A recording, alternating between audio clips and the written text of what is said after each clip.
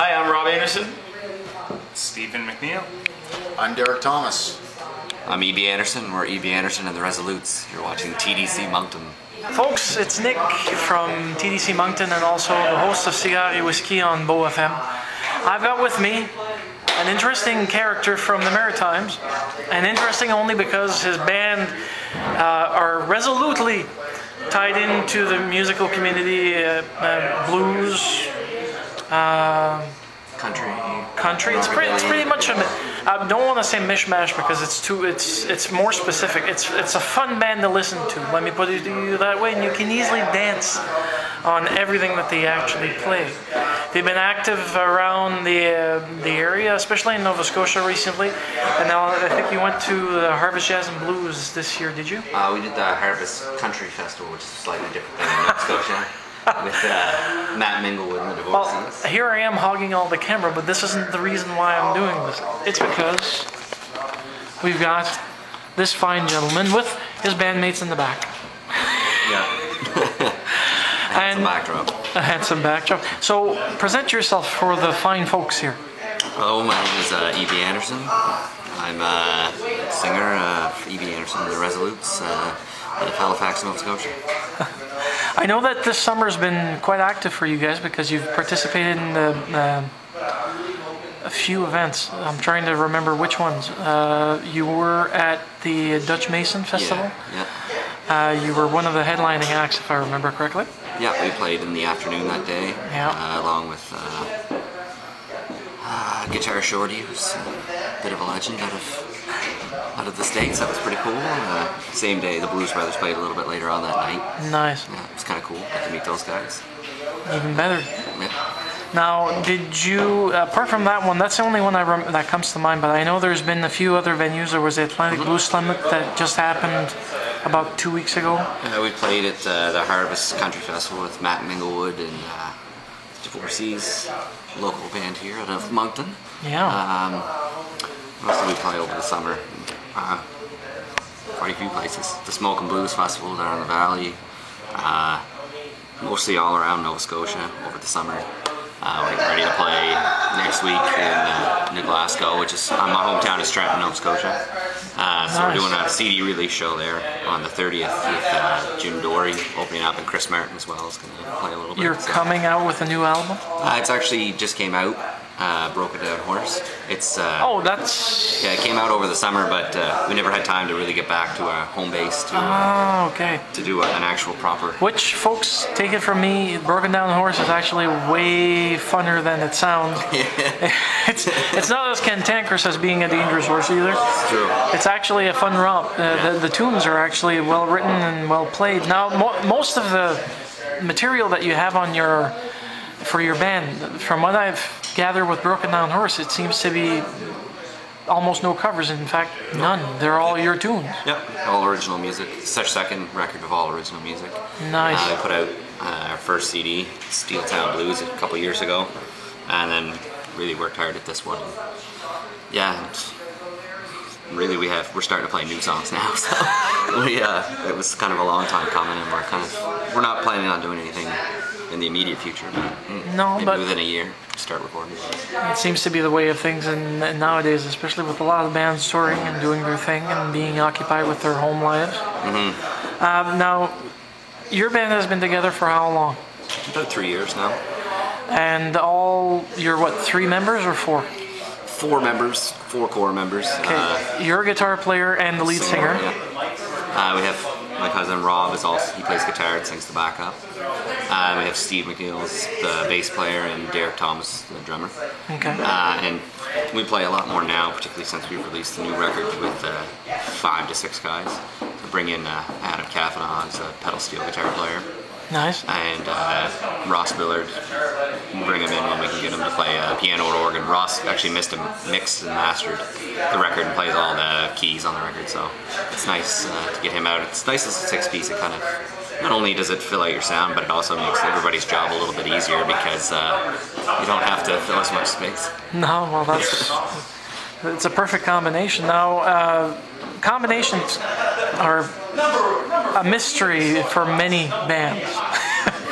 Because mostly the musical alchemy that you need to design or that you're trying to find is usually not immediately available. Sometimes it takes some time.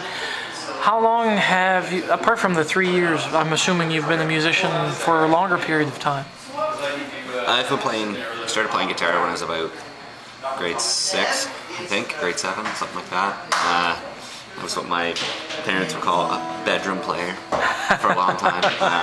It's really only in the last 3 years that I've took it seriously. I played guitar pretty seriously ever since I started. I kind of picked it up fast, but played a lot in my room, jamming along to different things, and just really started taking it seriously, writing my own stuff seriously within probably 3-4 years.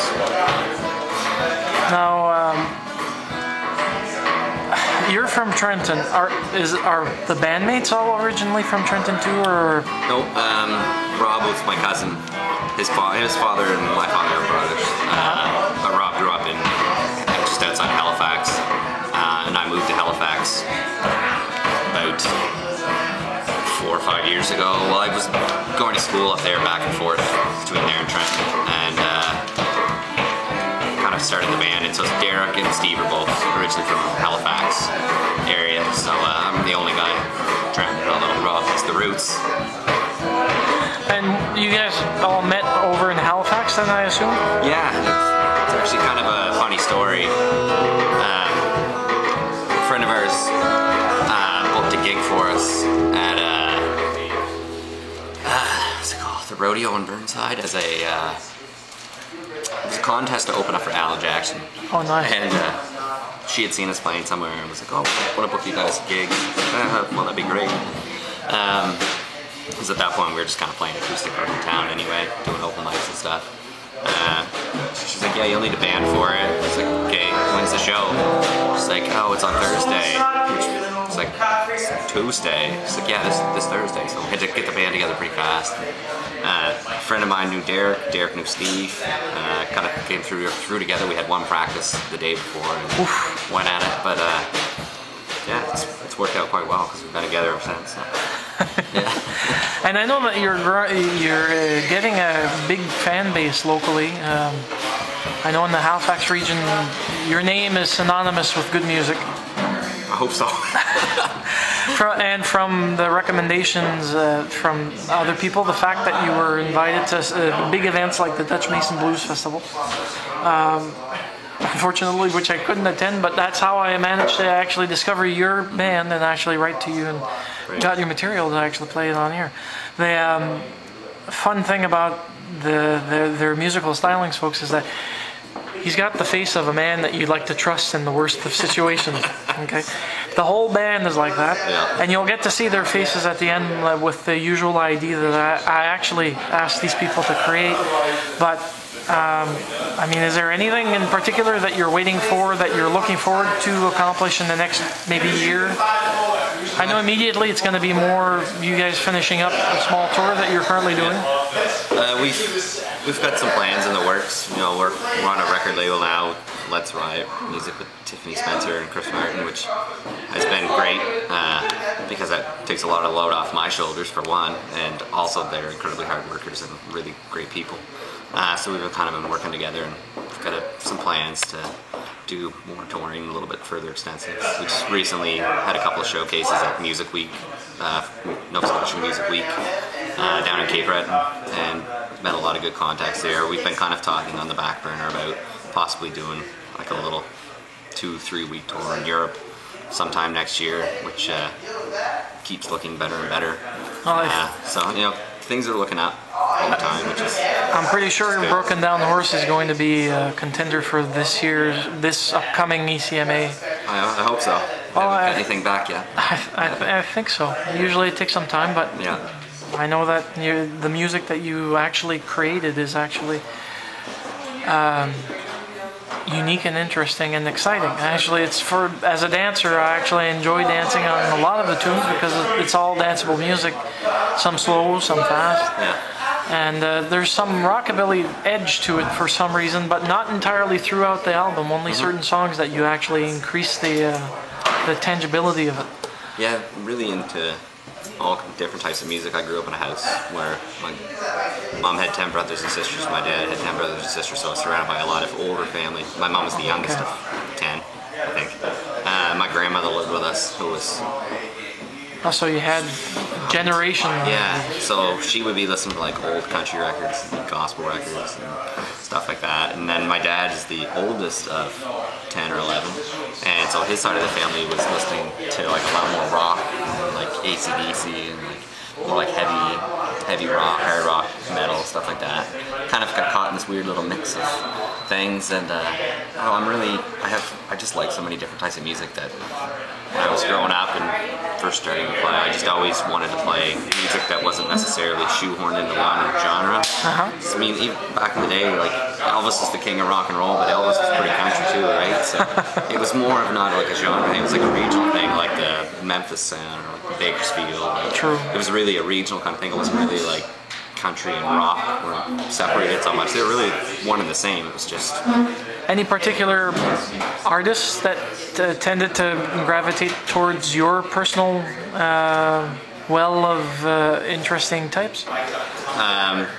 Really started really writing songs seriously when I started listening to Townes Van Zandt. Got into him by really big into movies too. A movie that came out a few years ago called Shotgun Stories, directed by a guy named Jeff Nichols, who just did the movie Mud with Matthew McConaughey. Nice. His brother is Ben Nichols of Lucero. I read an interview where he was talking about this movie, which was a really great movie. It was his first movie, and he said he just wanted to make movies like Townes Van Zandt write songs. And I was like, oh, geez, I really like this movie. I don't know who this guy is. I better look up this Townes Van Zandt guy. Came to find out that I'd already known a lot of his songs. I just never heard him sing them, like Poncho and Lefty and stuff like that. So I really got into real songwriting, taking it seriously from him, but like influenced like Graham Parsons and Hank Williams, stuff like that, Steve Earle. Just a lot of different stuff. I love so many different types of music. It's hard to kind of... It's a difficult question to ask, but I always like asking it due to the fact that each musical artist that I encounter usually has a different take on how they've been influenced. And you're probably the one that's so far come up with one particular answer, which is fun to hear.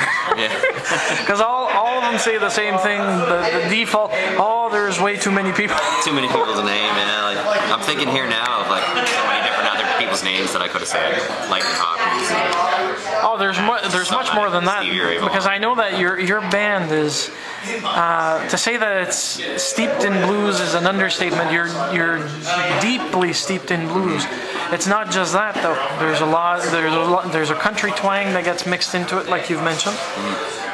And then there's the rockabilly aspect of it that I actually enjoy very much. The thing with the blues was I used to play a lot of like heavy metal guitar, like punk music and stuff when I was younger, until I was probably grade 8, grade 9.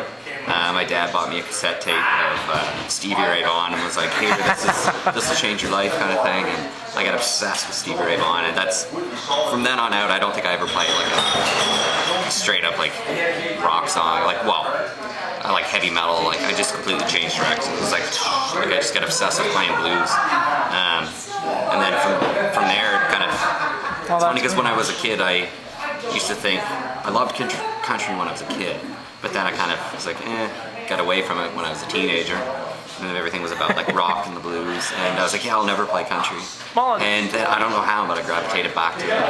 And now it's kind of, that's my main real kind of aspect is country. And it's fun finally to put a face to E.B. Anderson, not just two initials and the last name. And the Resolutes in the background, folks. Anything else you'd like to chime in before we finish the interview? I'd just like to say thanks for taking the time to talk to us. Check out www.ebaresolutes.com, or go on iTunes, or send me a message, or find me standing near the trunk of my car and I'll sell you a CD. Your album is currently available for sale? Yes, it's at Taz Records all around Halifax. It's in a few different places. I'm not really sure exactly. Can we buy it online? Yes, you can get it through iTunes or any other place that sells it, or you can buy it directly from the band. Yeah.